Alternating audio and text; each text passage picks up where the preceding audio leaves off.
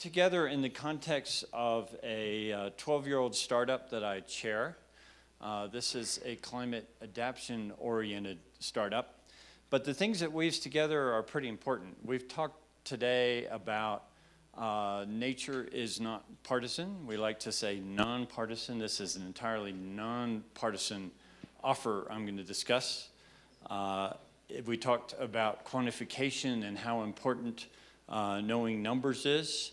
And we also talked about localization and how making things relevant on a very local basis, a city basis, a county basis, and how important that is to get engagement.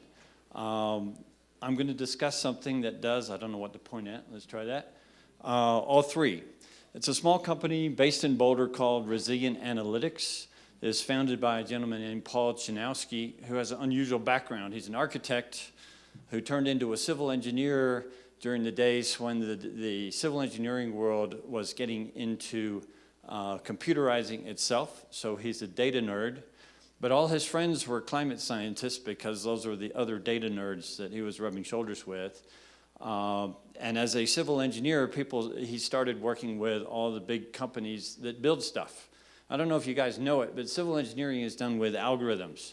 Basically, they say, okay, here's what happened in the last 40 or 50 years.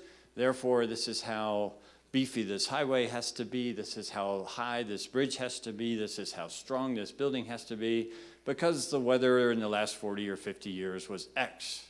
So how many of you guys think the weather now is the same as it was the last 40 or 50 years? Nobody. Well, even 10 years ago, 12 years ago when Paul started working on this, we knew the weather wasn't the same anymore. So the entire civil engineering infrastructure of the U.S., and because a lot of the country copies the world copies the U.S. of the world, was built with the wrong data. Paul, being a data nerd, said, we can fix that. Climate models are out there. They'll tell us something a little better than making it up, what the future weather will be. We'll recut all these algorithms, and we'll figure out what we should be building. So over the last 12 years, that's what he's been doing. He built the tool set. He's rebuilt it 3 or 4 times. It's been buried in the thick of a lot of the big reports you read that have the scary things in them. The climate change in the United States reporting, the World Bank reports on climate adaptation, the UN reports, and most recently with the Center for Climate Integrity, some of you may have been into this topic enough to see the report on the sea level tax. That's what they called it. CCI published the report. We wrote it. It basically says how much it costs every county in the lower 48 to deal with sea level rise between now and 2040. That's not very far away. They picked a short-term time frame, basically 1 generation. We know the numbers. The reason I'm speaking today is because we have decided, because this is a small company, we can do whatever we want. We have no debt. We own 100% of the equity. We've decided it's time for a public good project. We think that because we have this tool set, because it is software, because it uses things that are digitized, because it's a big data company, that we can crank out the numbers on every county in the U.S. for every significant infrastructure climate threat. We can't do agriculture yet. We can't do all kinds of human health. We can do some kinds of human health. We can even do economic damage if the local jurisdiction gives us a few parameters. But this is software. This is automated. We can do this fast and furiously. We think we can do the entire U.S. in less than 2 years. We focus again on the hard infrastructure, 3,141 counties or equivalents, and we want to communicate it. We realize that the biggest part of this problem is not doing technical stuff. The biggest problem is talking about it. But we've done the test run with CCI and others, and we have found that people do want to talk to us about it. So let's go through this in a little more detail. What goes in and what comes out?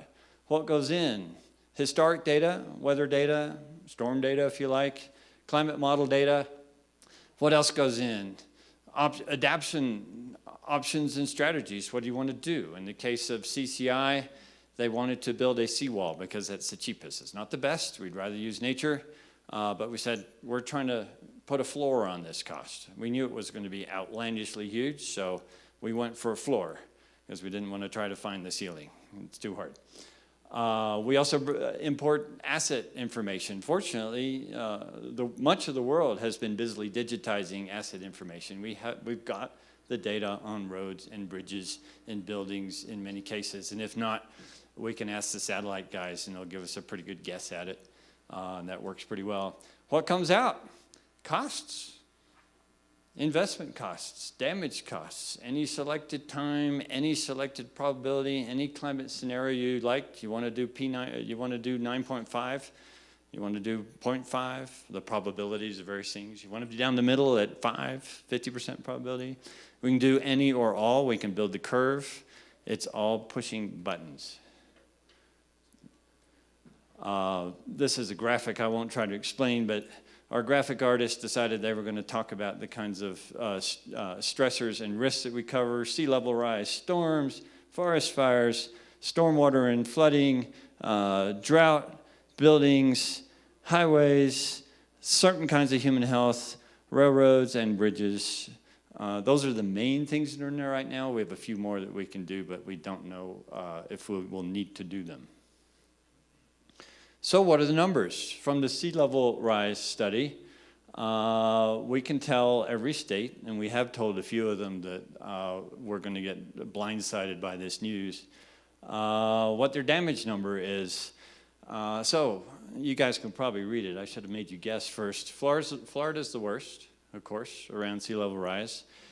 Which coast of Florida is the worst? Who wants to guess? West, by far. Because of the way we build on the West Coast, because things are easily cut off. There's big chunks of the West Coast of Florida where, frankly, there is no way to protect it. If you have a house on something that looks like a long, thin, skinny spit of land on the West Coast of Florida, sell it. Where else is bad? Maryland's pretty bad. It has some of this same pattern going on. All the brown states, basically. Louisiana, we all knew that would be horrible. North Carolina, pretty bad. Virginia, pretty bad. On the West Coast, who would have thought that Washington State has more risk to its infrastructure from sea level rise than California? But it does, by a bit.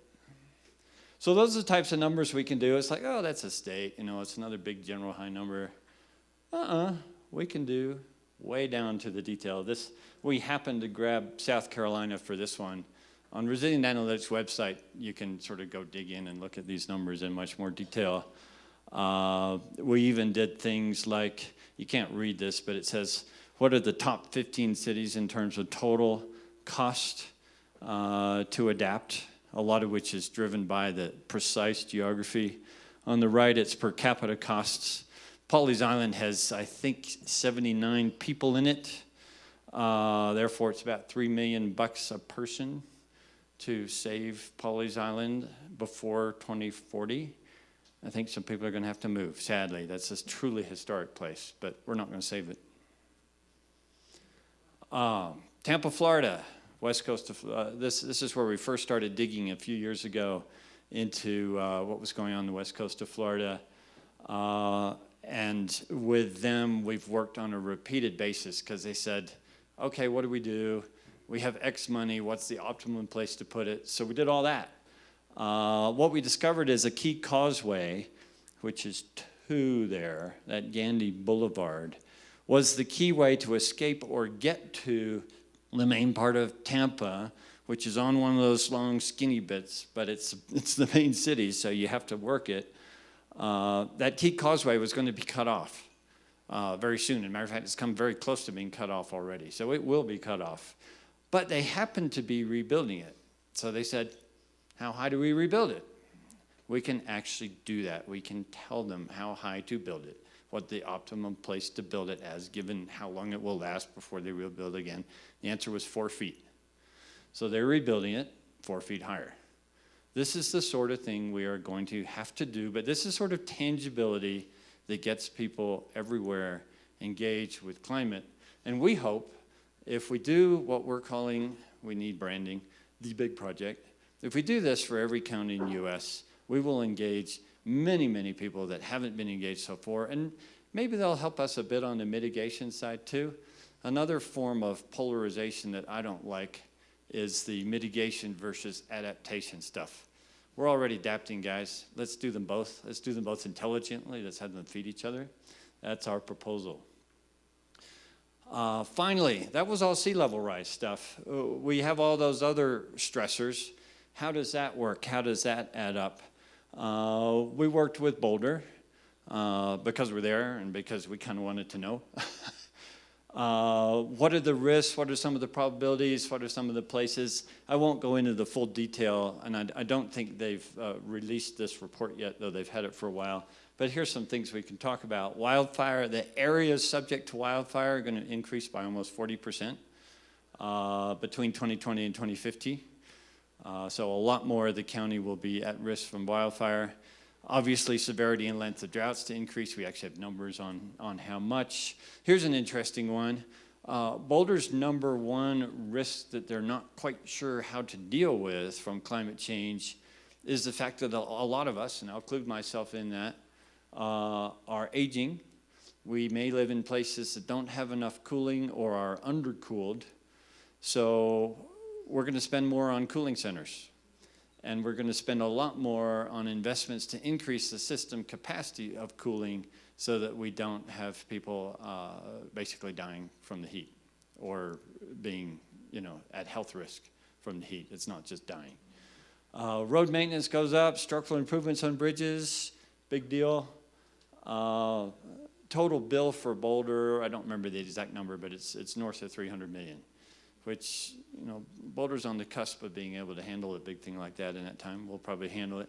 There's a bunch of places that wouldn't be able to handle numbers like that, that'll have to make choices. But that's what the public servants and that's what the political process can do once it has the numbers. So we want to give them the numbers. We want to pick, fund, and execute both analysis and then outreach and communication cycles for a couple of pilot states. We're selling that off at $250,000 each. The leading candidates right now are Washington on the West Coast, Maryland, Virginia, and North Carolina on the East. We're talking with people there. If you know folks in any of those that you think we should be talking to, please find me. I'm here for the next 3 days. Then we need to scale up our team a bit. We have a core team that's trained, but they need to train the rest of the team. We then want to scale up and find the funding partners for the rest of the states. We'll do them in waves. We'll learn from them, and we'll get it all done and executed and changing the public discourse within 2 years. Thank you very much.